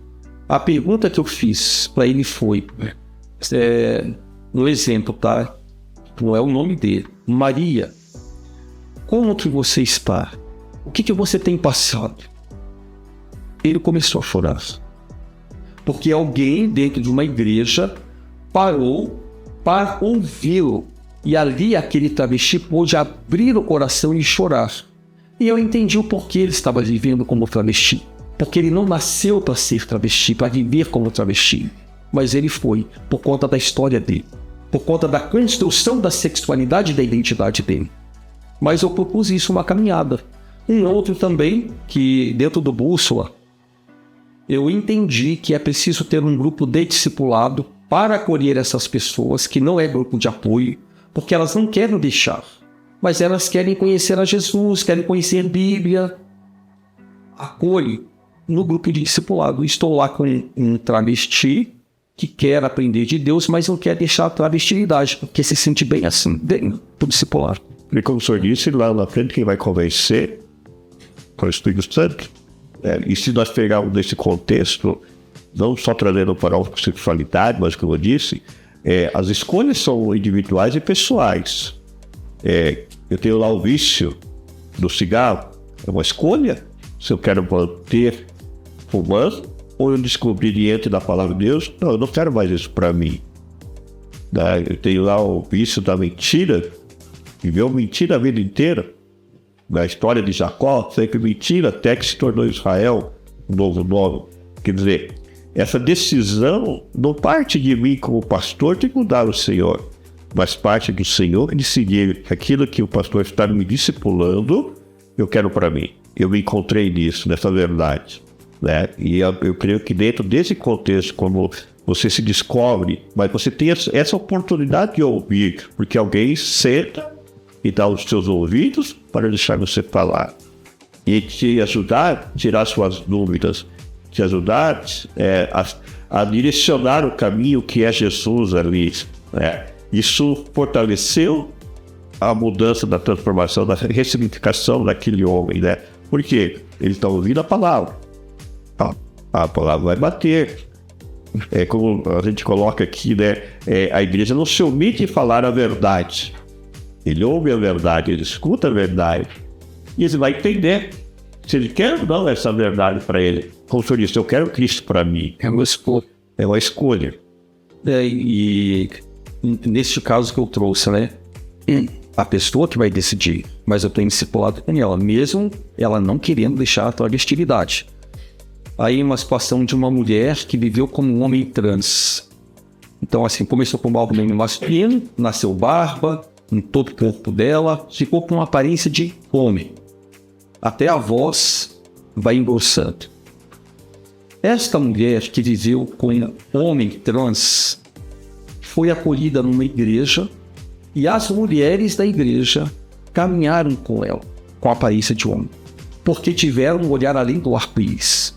Amor e graça. Amor e graça. Olharam para aquela mulher com aparência de homem e as mulheres abraçaram ela. Não tiveram medo. Peraí, mas ela vai dar em cima de mim? Ela vai me cantar? Ela vai se apaixonar por mim? Se eu souber quem eu sou, nada do que quem está chegando venha investir em mim vai conseguir, porque eu sei quem eu sou. Então é um outro assunto. Como que a igreja está para acolher essas pessoas? Como a sexualidade da igreja está?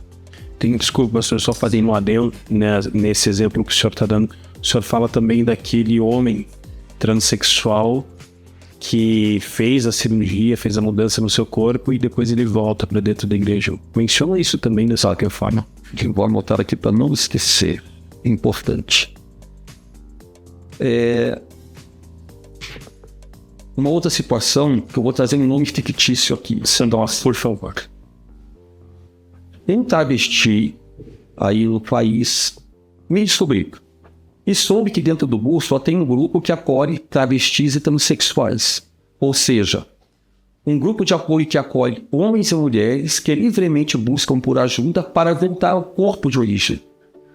Eles querem ajuda para voltar ao corpo de origem. Por quê?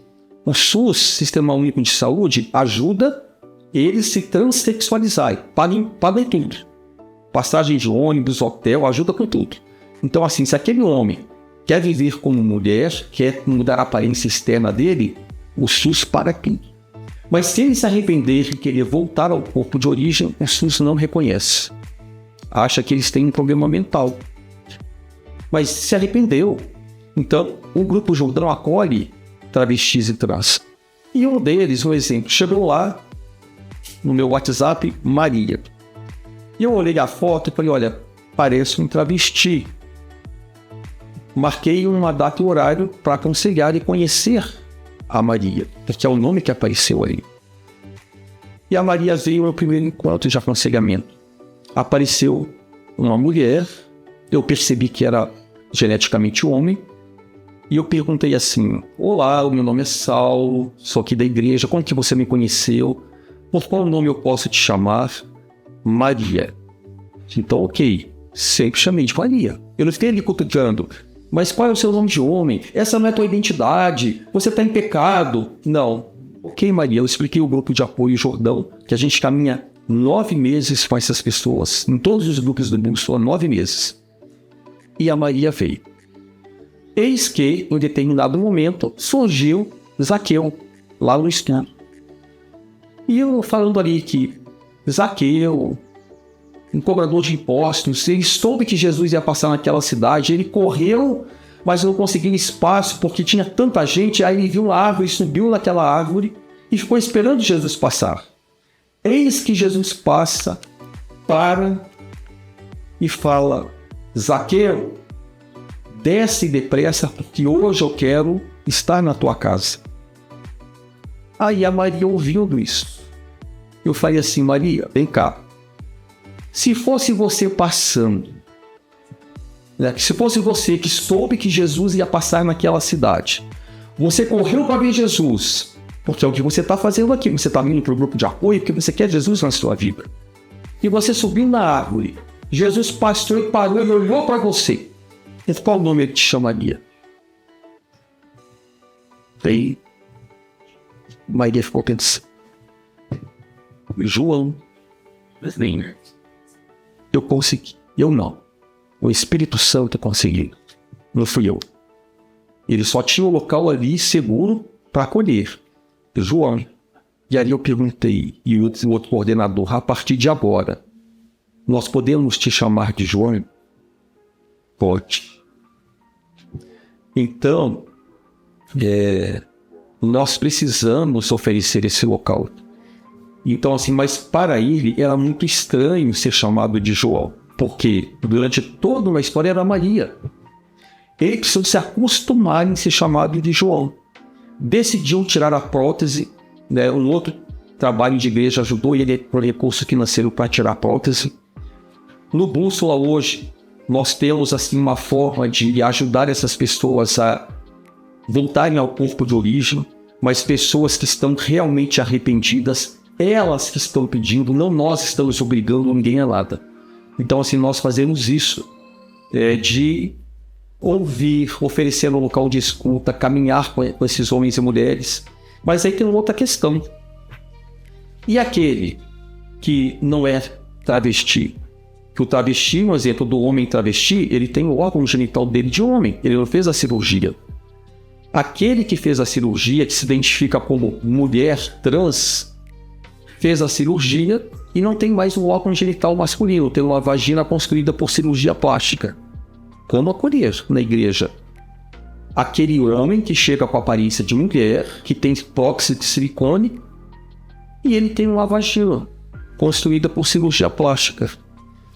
Olha, eu caminhei já com várias pessoas assim, tenho contato. Quando essa pessoa se arrepende verdadeiramente, ela sabe quem ela é. Então, vai voltando ao corpo de origem. Então, eles falam para nós, a Maria morreu. Agora é o João. Eis que tudo se fez novo. Então, o João nasceu de novo. A Maria morreu. Então, assim, aquela mulher, aquela aparência de mulher morre, eles que falam isso. E vem o homem, mas esse homem tem vagina agora. E aí? Como entender esse crente homem que tem uma vagina? Ele se fez eunuco. Está lá no livro de Mateus. Então, ele se fez eunuco. E ele tem esse entendimento. Mas e se agora ele está com a aparência de homem, mas tem uma vagina? E se uma mulher da igreja se apaixonar por ele? Quem é que vai fazer o casamento se eles decidirem se casar? É uma outra problemática que nós temos também, desafios. Então não é só a homossexualidade que está sendo o desafio para a igreja, a transexualidade também. Então, assim, nós temos hoje em igrejas mulheres que fizeram implante peniano, se arrependeram, mas não tem como agora tirar aquele material ali. A igreja vai ter que se preparar para isso. Né? E já está vivendo isso, né? Já, eu vejo isso. Está vivendo isso. Todo dia. Isso é exato, porque é o Brasil inteiro que a gente atende, fora do Brasil também. Como é um dos nossos objetivos desse podcast hoje, ter a honra de ter a sua presença aqui, né, e muitos pastores e lideranças que estão nos assistindo, bote a curiosidade deles, né? Eles teriam acesso ao Bússola e implantar na sua igreja. Hoje nós temos aqui na nossa igreja, né, o nosso pastor, uma equipe do Senhor, né, que é membro nosso aqui hoje, está implantando um projeto aqui dentro da nossa igreja, mas eles conseguem acessar também. Eu queria levar lá para a minha igreja, lá para o interior, lá para outro estado. Eu sei que o senhor tem até projetos fora do Brasil. Eles conseguem acessar isso e ter essas ferramentas de apoio, de ajuda, sem sempre deixar, né, o amor e a graça sobre todas as coisas. Tem, inclusive, eu vou usar o exemplo aqui da Quarta Igreja do Evangelho Quadrangular. Até tive contato com uma apostila tremenda que fizeram aqui, com o material que nós temos lá. Como que temos feito? Temos 5 grupos de apoio no Bússola com diferentes temáticas, e esses 5 grupos geram 18 grupos, porque a demanda é grande, né? Então, assim, a minha proposta também é capacitar igrejas que entendam o que é acolher com graça e verdade. Aquele que livremente busca por ajuda porque está em sofrimento psíquico. Então, nós temos hoje dentro do Bússola várias ações, vários materiais lá dentro de uma plataforma chamada A Jornada. É uma plataforma que a pessoa acessa pelo Google, digitando plataforma A Jornada PIB Curitiba, traz lá. A pessoa se cadastra gratuitamente na plataforma e tem acessos a conteúdos pagos e não pagos do Bússola. O que tem ali que é acesso livre? Todo o material de grupo de apoio. Então, assim, Aqui na igreja, na quarta igreja, hoje tem um grupo que acolhe pais e mães com filhos se assumindo LGBTs. Qual material a gente pode começar, Saulo? Olha, se não for no livro, né, que pode também ser um start para esse grupo acontecer, temos o material na plataforma. Pode entrar lá, tudo lá tem a referência de livros, né, tá tudo certinho. Copia ou usa aquele acesso que é gratuito para trabalhar no grupo de apoio. Então hoje tem aqui no grupo de apoio na quarta IEQ e tem uma apostila para direcionar esses pais e mães dentro do grupo de apoio. É gratuito. Não cobramos, gente, grupo de apoio, não cobramos aconselhamento, né? Isso precisa ser acesso gratuito. Tem que ser acessível. Tem que ser acessível. Então, assim, as igrejas estão acessando, copiando o material, que tudo tem a seu direito lá, tá? De livros que a gente usa. Tem muitos livros bons que eu tirei conteúdo e coloquei lá. E hoje serve para produzir grupo. Que escola de sexualidade EAD do Bússola? Saulo, deve ser mais de R$1.000. Não. Né? Hoje está, se eu não me engano, R$300 em 6 vezes, 12 módulos, mais de 80 aulas. Mas se a pessoa não puder pagar, ela não vai pagar. Então nós temos esse entendimento, não é para ninguém ficar então. Ali é para trazer a verdade de Deus a respeito da sexualidade humana. Então se a pessoa fala, se eu não posso pagar aí R$20 pela escola, todo o conteúdo você vai levar por R$20, porque eu estou acreditando que você realmente não tem condição de pagar. Então a gente faz isso, né? Então assim, ciclos de palestras que nós temos, eu tenho a conferência Sexualidade, os Desafios da Igreja, está lá gravada. Eu não lembro se está R$100 lá, paga em 3 vezes, não pode pagar, vamos conversar. Então esse não é o problema, da pessoa dizer que não pode fazer porque ela não tem acesso, porque é muito caro. Não, não é. Basta querer fazer, né? A gente só pede isso, querer fazer. Ele é interdenominacional, né? Isso, o Bússola, ele é interdenominacional, está hospedado na PIB Curitiba, não é meu, é da PIB Curitiba, nasceu lá dentro, né? Então assim, é interdenominacional, temos alcançado todo tipo de igreja, de denominação, não grupo de discipulado e os grupos de apoio do Bússola, tem gente do Brasil inteiro e fora do Brasil, de diferentes igrejas, que estão vivendo essas questões de distorções, né? Então, assim, igrejas que têm interesse podem fazer contato com o Bússola, a gente explica como, direciona, tem conferência para capacitar os interessados, né? Mas uma coisa é certa, nós precisamos trazer tudo o que está acontecendo no mundo para a luz da palavra de Deus, tudo. E entender que o ID também é para alcançar pessoas que estão vivendo conflitos lá, sexualidade. Seja qual conflito for. Pastor, eu acho que para mim foi tratado todas as perguntas que eu tinha, mas eu quero fazer a minha última pergunta. A gente vê que tem uma pressão muito grande hoje da mídia, né? Então a mídia hoje ela trabalha muito essa questão da sexualidade com as crianças. É uma pressão fortíssima.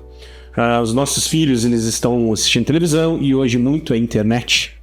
Né? Não tem como você tirar a internet dos teus filhos hoje. Eu tenho um filho hoje de 11 anos, eu tenho uma menina de 20 que está aqui conosco, mas eu tenho um menino de 11 anos. E a gente vê essa pressão, e o senhor fala muito sobre isso também, sobre essa pressão da mídia em dirigir a sexualidade dos jovens hoje. E a gente tem medo de tratar sobre a questão da sexualidade com as crianças hoje na igreja. E aí eu pergunto, pastor, qual que é a importância hoje dentro desse trabalho que o senhor desenvolve? Porque a gente foi também nas suas palestras e viu que o senhor tem um trato com as crianças, o senhor mostra a realidade, a forma de conversar. Qual que é a importância da igreja hoje sair desse isolamento, desse tabu de não querer tratar esse assunto com as crianças? Qual que é a importância dela tratar disso com o cuidado que o senhor disse? Você pode não querer tratar e falar sobre isso com os seus filhos, mas o mundo vai estar falando. Então qual que é a importância hoje desse trabalho com as crianças da nossa igreja? Extremamente importante, primeiramente, eu trago a responsabilidade para as famílias.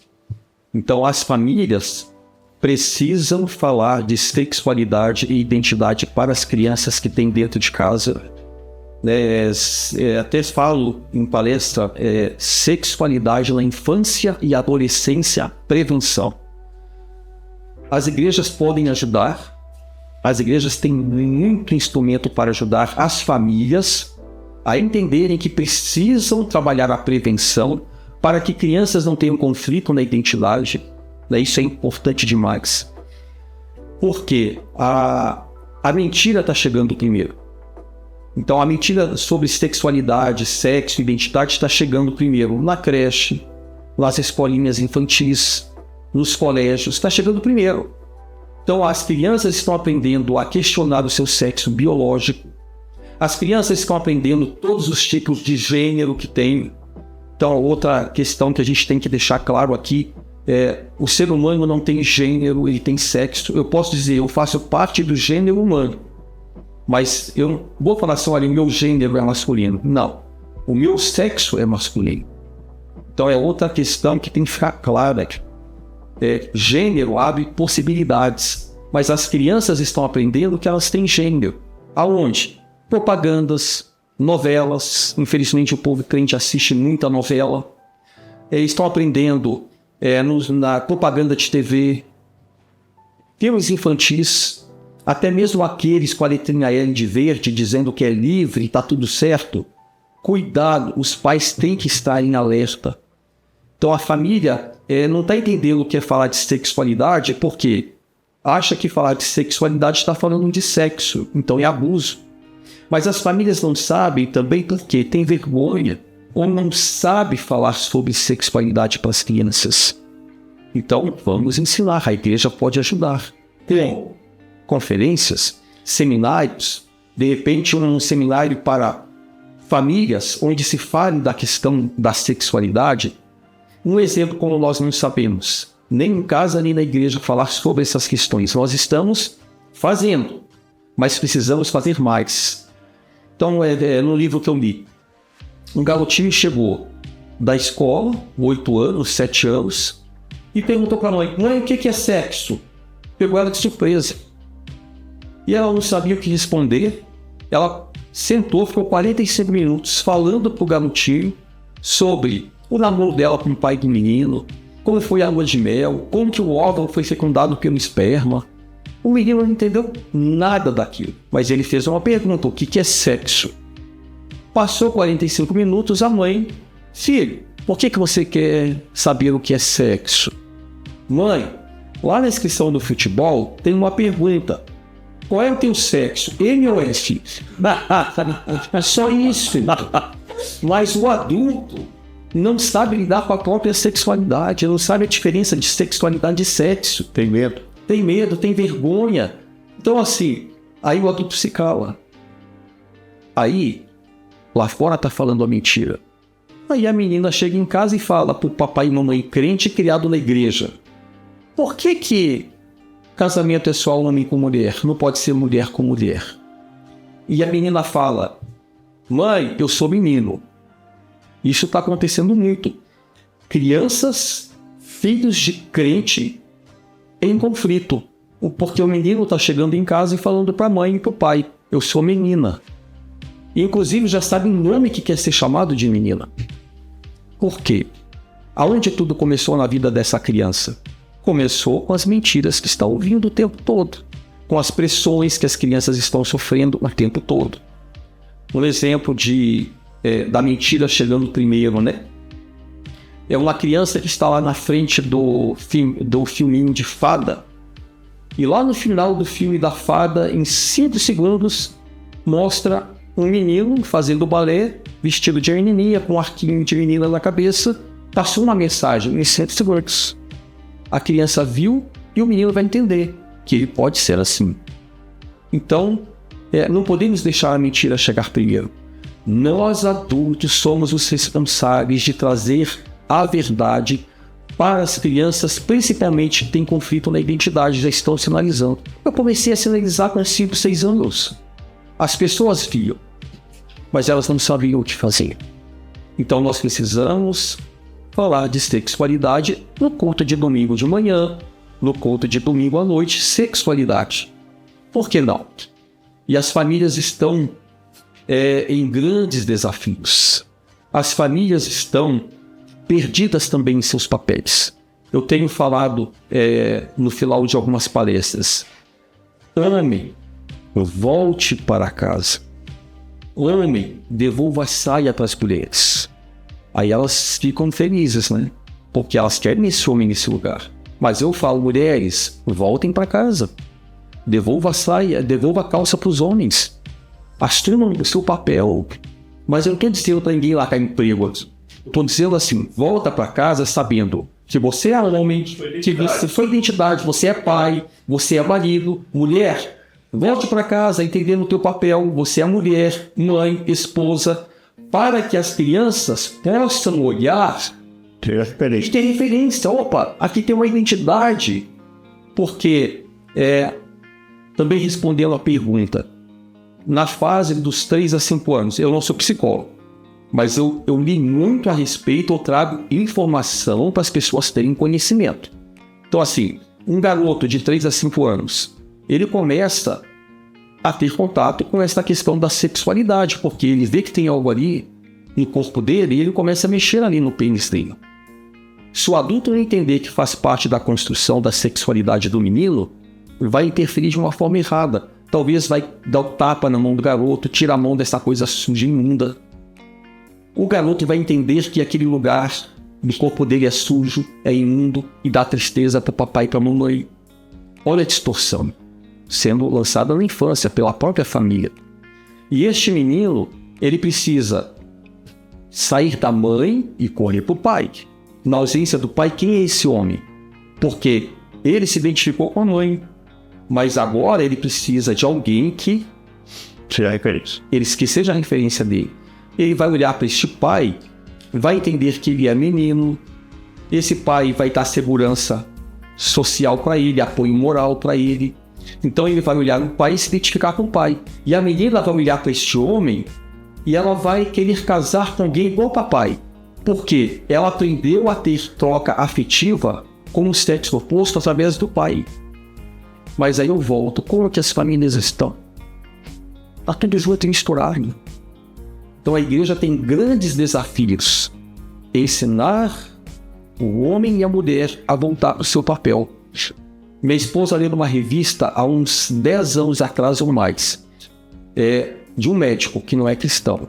Quando o homem e a mulher entenderem o seu papel, o percentual de pessoas em conflito na identidade sexual tende a diminuir. Aí eu coloquei uma palavra ali. Quando o homem e a mulher entenderem em Deus qual é o seu devido papel, então o percentual de crianças confusas na sua identidade sexual tende a diminuir.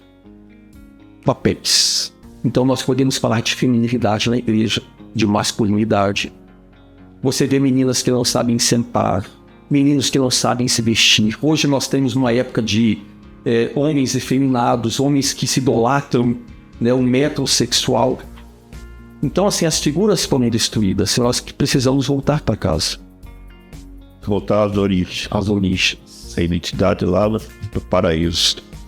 Voltar às origens. Pastor Saulo, a gente quer agradecer esse momento. A gente ficaria mais aqui, né? A gente pode dizer que né? É verdade. Mas antes disso, eu queria que você olhasse para aquela câmara. Qual mensagem o senhor deixaria para a nossa liderança como igreja, a igreja em si e até mesmo as famílias? Mas um ponto que eu gostaria muito o senhor esteve do outro lado, o senhor viveu a realidade de tudo isso e foi acolhido para a igreja. Qual a mensagem que o senhor daria que fez essa diferença? A igreja, quando ela se posicionou naquilo que nós falamos tudo aqui, né? Amor e graça. E a palavra-chave, né? Amor e graça. Nós precisamos deixar uma mensagem hoje para a igreja. Para a igreja, eu deixo uma mensagem que é assim, não tenham medo de lidar com estas questões, mas usando verdade e graça. Nós podemos fazer muito som aquilo que nós temos de melhor, que é a palavra de Deus. Ali está toda a verdade que nós cremos com relação à identidade e sexualidade, mas acolher sempre com amor e graça. É cruel nós acolhermos pessoas ou deixarmos de acolher se nós não trouxermos a verdade e a graça. Então, seria cruel alguém, uma igreja, me acolher só lançando a graça para mim. Venha como você está e fique como você está. É cruel fazer isso, porque eu preciso da verdade também. Deus tem algo melhor para a tua vida. Deus tem um propósito para a tua vida. Esta não é a tua identidade. Então, nós precisamos falar sobre essa verdade que liberta. João capítulo 8, versículo 32. Então vamos sair do medo e ir para ações práticas para acolher essas pessoas. Para aqueles que estão acreditando que nasceram assim e não tem jeito, porque tem muito sofrimento na vida desses homens e mulheres, porque eles não escutam algo diferente. Eles querem sair, mas só estão escutando que só vai ser feliz se viver.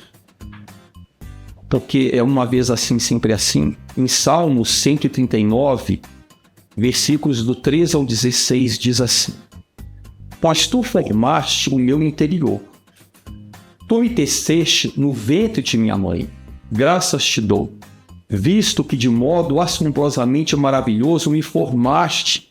As tuas obras são admiráveis, e a minha alma o sabe muito bem. Os meus ossos não te foram encobertos, quando no oculto fui formado e entretecido como nas profundezas da terra. Os teus olhos, ó Deus, viram a minha substância ainda informe, e no teu livro foram escritos todos os meus dias, cada um deles, escrito e determinado, quando nenhum deles ainda existia. Deus te conhece profundamente. Jeremias 1, capítulo 5 diz: Antes que eu te formasse no ventre, eu te conheci. E Deus te conhece antes que você estivesse no ventre da sua mãe.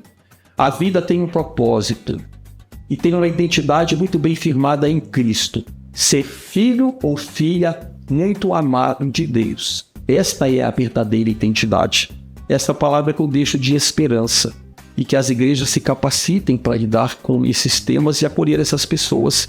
Que, aliás, fica a dica para um próximo podcast, que é: peraí, é só homossexualidade, travestilidade e transexualidade? Ou a parte heterossexual da igreja também precisa ser tratada? Os heterossexuais, porque estão envolvidos em vícios sexuais. Aí é outra demanda, né? Mas muito obrigado. Muito obrigado e agradeço a vocês. As mídias sociais, né? Verdade, divulga aí as tuas mídias sociais. Dados, né? Do Bússola, é sempre tudo junto, né? Bússola Sexualidade, no Instagram, Facebook, tem lá, que mais você tem fora Instagram e Facebook? Tem mais coisa, mas assim, de todos, Bússola Sexualidade, tudo tá lá. As minhas redes pessoais, Saulo Navarro ou Saulo A. Navarro, traz Instagram, Facebook e outros que tem também. Tem muito material ali disponível. Maravilha. Pessoal, a gente quer agradecer a cada um de vocês que ficaram conosco aqui, assistindo esse podcast, e deixar esta palavra para vocês: empatia, amor, refletir a mais em semelhança de Cristo para essas pessoas. O objetivo desse podcast é trazer a você a informação, trazer a você essa clareza, muitas vezes, e possibilitar também as nossas lideranças os caminhos, né, para trabalhar em áreas que muitas vezes eles não sabem como agir ou estão em conflitos, né, naquele momento, e abrir portas. Por isso nós convidamos o pastor Saulo para que essa porta fosse aberta para nossas lideranças, saber, opa, há uma esperança, há um caminho, há conteúdos que eu possa trabalhar junto com o meu povo, junto com a minha igreja, para acolher aqueles que nós tanto amamos. Como bem deixa o Dr. Rodrigo aqui, o Rodrigo, né? Sem conflitos com aqueles que querem viver naquele mundo e não sair deles, né? Mas deixar claro para eles: Jesus nos ama, nós também como igreja os amamos e as portas sempre estarão abertas para eles. Rodrigo, como diz, Vem pro nosso bordão, pastor. Vamos lá. Somos mortais, chamados para imortalidades.